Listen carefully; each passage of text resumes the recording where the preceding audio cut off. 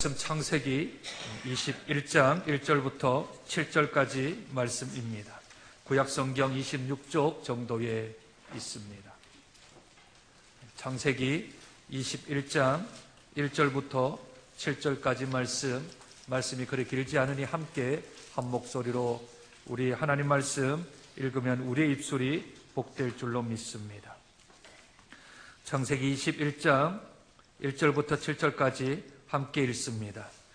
여호와께서 말씀하신 대로 사라를 돌보셨고 여호와께서 말씀하신 대로 사라에게 행하셨으므로 사라가 임신하고 하나님이 말씀하신 시기가 되어 노년의 아브라함에게 아들을 낳으니 아브라함이 그에게 태어난 아들 곧 사라가 자기에게 낳은 아들을 이름하여 이삭이라 하였고 그 아들 이삭이 난 지 8일 만에 그가 하나님이 명령하신 대로 할례를 행하였더라.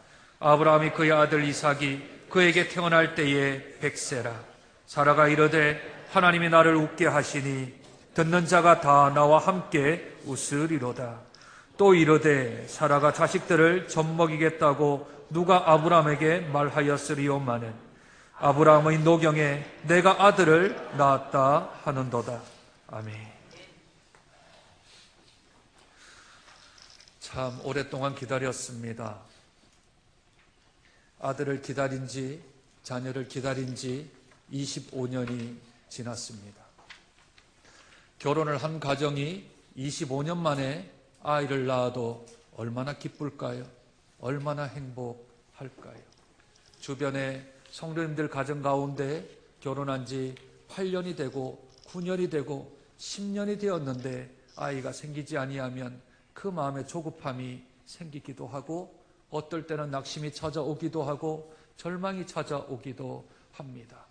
옆에 보면 다른 사람들은 쉽게 아이를 갖기도 하고 아이를 낳기도 하는데 왜 우리 가정만, 왜 우리 가족만 아이를 하나님이 주시지 않는가 하며 눈물 흘리기도 하고 하나님 앞에 애통하며 매달려 보기도 하고 결혼한 지 10년이 아니라 결혼한 지 40년, 50년이 지나도 아이가 없는 가정이 있지 않습니까? 그런데 하나님께서 75세 된 아브라함 가정에 아이를 주시겠다 약속하셨습니다. 그 구절이 창세기 12장 2절이지요.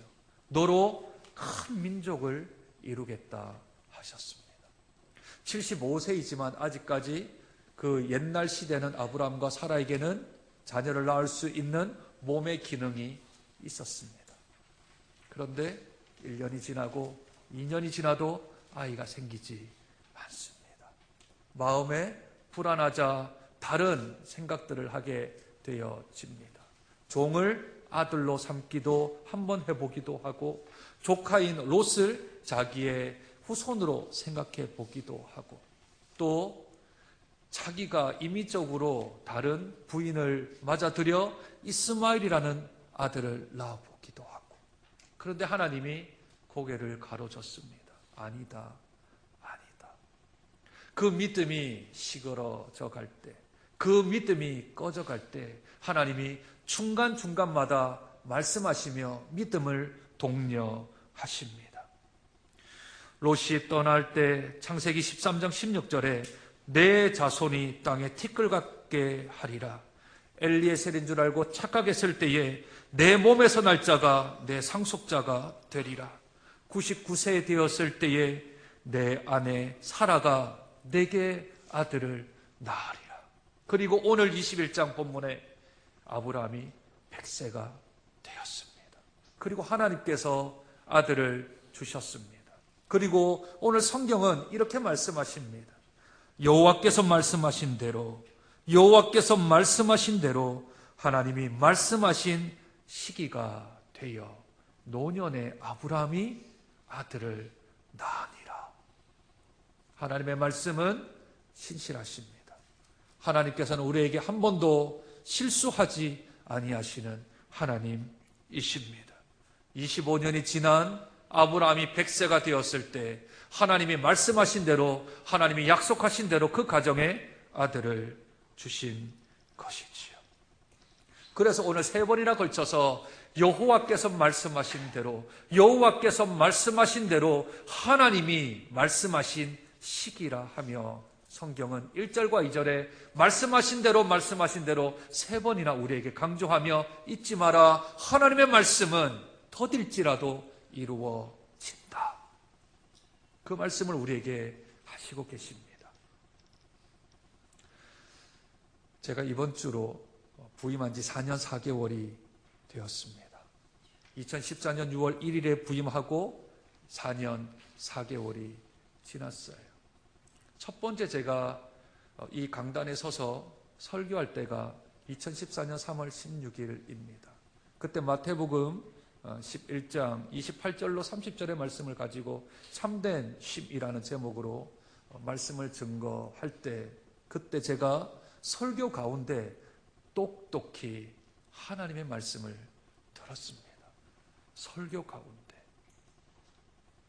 공동회를 하기도 전이었고 또 저 또한 마음을 잡지 못하고 있을 때였습니다. 그때 하나님이 첫 번째 하신 말씀은 여기다 하셨습니다. 여기다. 두 번째 말씀은 회복할 것이다 라는 말을 주셨습니다. 무슨 말인지 잘 알아듣지 못했습니다. 여기다라는 말은 알아들었는데 회복하리라는 말을 제가 알아듣지 못했습니다. 그리고 나서 하나님 앞에 기도하며 아뢰었더니 주님께서 말씀을 한 구절 주셨습니다. 그 구절이 에스겔 36장 35절과 36절입니다. 사람이 이르기를 이 땅이 황폐하더니 이제는 에덴 동산같이 되었고 황량하고 적막하고 무너진 성읍들에 성벽과 주민이 있다 하리니 너희 사방에 남은 이방 사람이 나 여호와가 무너진 곳을 건축하며 황폐한 자리에 심은 줄을 알리라. 나 여호와가 말하였으니 이루리라. 이 말씀을 주셨습니다. 내가 장정교회는 잘 모르지만 하나님께서 회복시키고 싶으시구나. 하나님이 다시 일으키고 싶으시구나. 4년 4개월이 지난 2018년 10월 말씀을 준비하며 되돌아보니 하나님이 회복하신 것들이 하나님께서 생각나게 하셨습니다. 제일 먼저는 예배 회복입니다.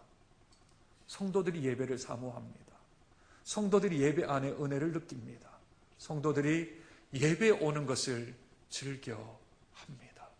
예배 회복을 하나님이 주셨습니다. 관계의 회복을 하나님이 주셨습니다.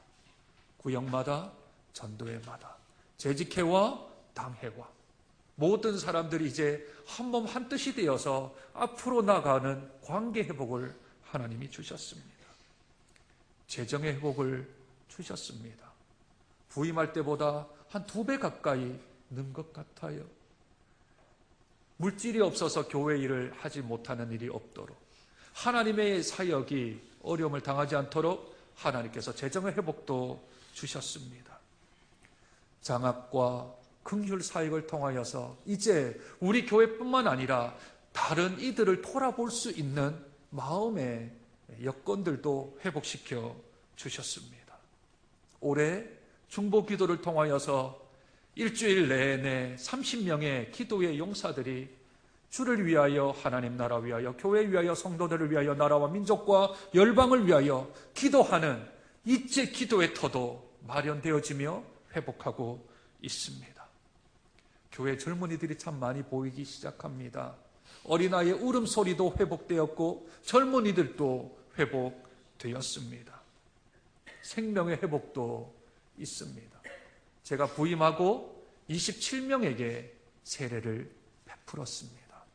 하나님께서 새 생명을 인도하사 그들에게 세례를 주고 그들에게 학습을 주는 귀한 일들이 하나님께서 우리에게 허락해 주셨습니다.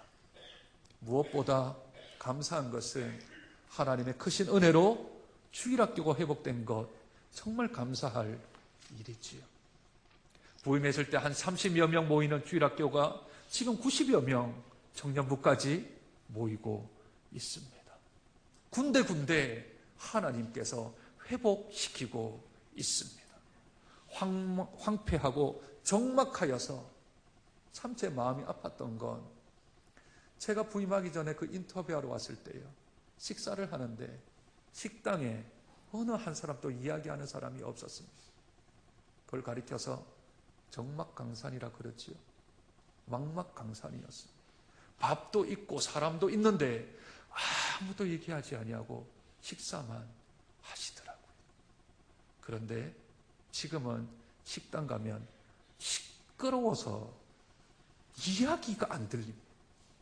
그래서 소리를 더 크게 해요. 차를 타고 성도들하고 결혼식을 가든 장례식을 가든 야외를 가든 어디를 가네, 시끄러워가지고 말이 안 돼요. 그런데 그 시끄러운 소리가 회복입니다. 말하고 싶은 게 회복이라고, 사람과 만나는 게 회복이라고.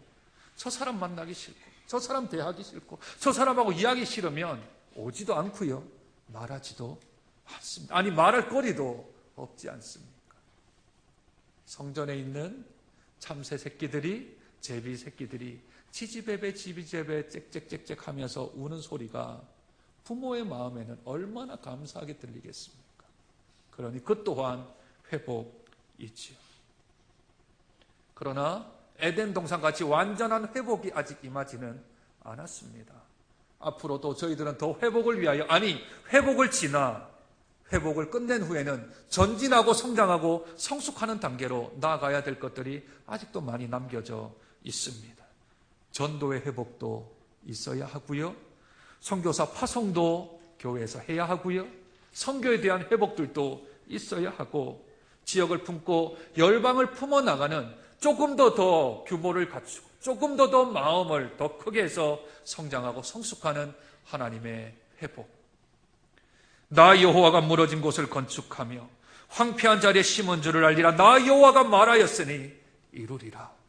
그 하나님의 말씀이 우리 사랑하는 장정교회에게 임한 줄로 믿습니다. 하나님의 이 에스겔 36장 35절과 36절을 주시고 나서 저는 기대했습니다. 하나님이 어떻게 교회를 만들어 가실까? 어떻게 이루어 가실까? 그런데 제 생각과 제 계획보다는 교회가 너무 앞서갑니다. 제가 생각한 것보다는 훨씬 더 몇 발자국 더 앞서 가셔서 제가 조금 더 분발해야 되겠다라는 생각을 갖게 되어집니다. 우리에게 교회 주신 말씀입니다. 우리 이 말씀대로 하나님이 행하셨고, 우리 말씀대로 하나님이 일하셨던 것들을 우리 개인에게 한번 찾아보시지요. 또 우리 가정에 한번 적용을 한번 해보시지요. 하나님이 나에게 무슨 말씀을 주셨는지, 우리 가정에 어떤 말씀을 주셨는지, 교회는 하나님의 말씀대로 이루어 주셨으며 하나님 말씀대로 이루어 가고 계시며 하나님 말씀대로 이루어 주실 것을 믿습니다. 하나님의 말씀은 변개치 않습니다. 사람의 마음은 아침 저녁이 다르지만 하나님의 말씀은 25년이 지나든 아니 2500년이 지나든 상관없이 때가 되어지면 하나님의 말씀은 이루어 주실 줄로 믿습니다. 이 하나님의 약속을 체험한 아브라함, 100세 때 아들을 낳은 아브라함, 그는 순종으로 하나님의 약속, 하나님의 이루심을 대하여서 그는 보답을 하고 반응을 보입니다. 두 가지의 반응을 보여요. 첫 번째는 이 아이의 이름을 이삭이라 하겠다 했습니다. 이삭이요. 아이작이요. 아이작. 이삭. 뜻이 웃음이라는 뜻입니다. 그리고 남지 8일 만에 이삭에게 할례를 행합니다. 창세기 17장 10절에 너희 중 남자는 다 할례를 받으라. 이것이 나와 너희와 너희 후손 사이에 지킬 내 언약이니라 하셨습니다. 언약을 기억하고 아들을 주자 그 이름을 이삭이라고 지을 뿐만 아니라 그에게 할례를 행합니다. 하나님이 말씀하셨으니 내가 거기에 대한 반응을 하는 것이지요. 하나님이 나에게 은혜를 베풀어 주셨으니 그에 대한 반응을 하나님 앞에 올려드리는 것입니다. 사무엘상 15장 22절에 순종이 제사보다 낫고 듣는 것이 순양의 기름보다 낫다 그랬습니다. 순종이 듣는 것이 하나님 앞에서 먼저 우선되어지는 것. 하나님이 나에게 베푸신 은혜가 있다면, 하나님이 나에게 역사하신 그 사역이 있다면, 그렇다면 내가 무엇으로 보답할까? 순종의 제사가 나와야 하겠지요. 우리들은 어떤 반응을 보여야 할까요? 교회에게 그런 은혜를 주셨고, 우리 가정에게 은혜를 주셨고, 우리 개인에게 은혜를 주셨다면 우리는 어떤 반응을 보여야 할까요? 올해 표가 무엇입니까?